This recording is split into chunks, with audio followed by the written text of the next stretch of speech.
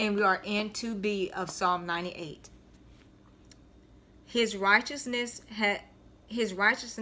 he has openly shown in the sight of the nations, or in the sight of the Gentiles. All right, and clearly we see the righteousness of God.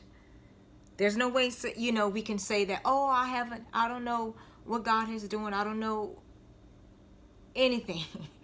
We have seen the righteousness of God.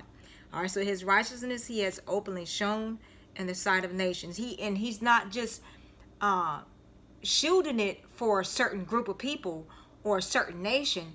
He has shown it to everybody. So none of the nations can be without excuse. 3, he has remembered his mercy and his faithfulness to the house of Israel. And clearly he remembered that, because Israel is his favorite people. The promises that he had given Israel, and sometimes Israel made God feel like he just wants to be done with them. All right, but he comes right back because he remembers that mercy, giving them what they don't deserve. All right, and then also in his faithfulness. God has always been faithful to us. That was in my devotion today about the faithfulness of God. So he says he has remembered his mercy and his faithfulness to the house of Israel. The B part of 3 says, all the ends of the earth have seen the salvation of our God. And this sends us to Luke 3:6.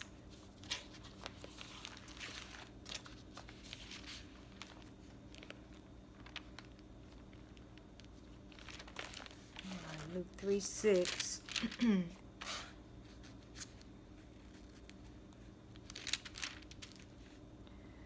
That says, and all flesh shall see the salvation of God.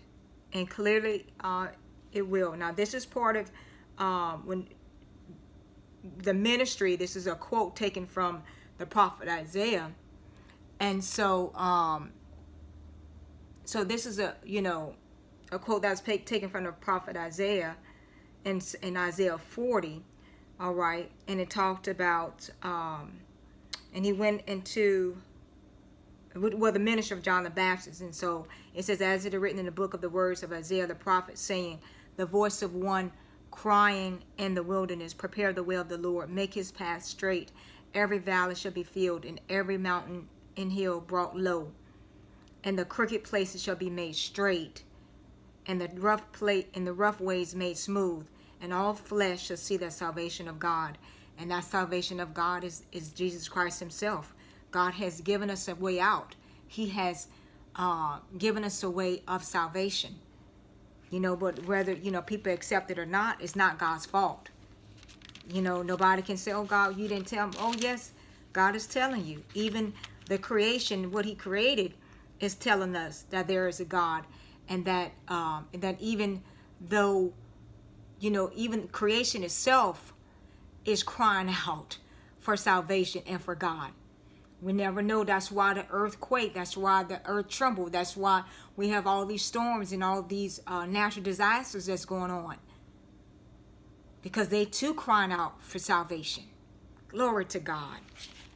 And they also not only cry for salvation, as we read in Psalm 97 last time, that they cry out for what? Praise in God.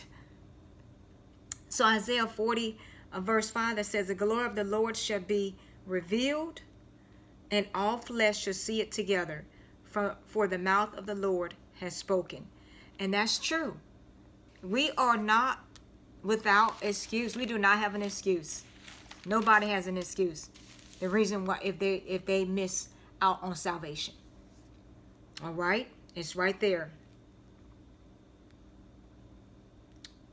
Line 4 in Psalm 98. Shout joyfully to the Lord, all the earth. Break forth in song, rejoice and sing praises. Sing to the Lord with the harp in the sound of a psalm, with trumpets in the sound of a horn. Shout joyfully before the Lord, the King.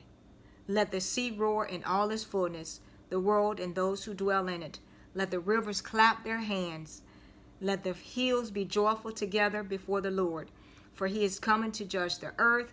With righteousness he shall judge the world, and the peoples with equity.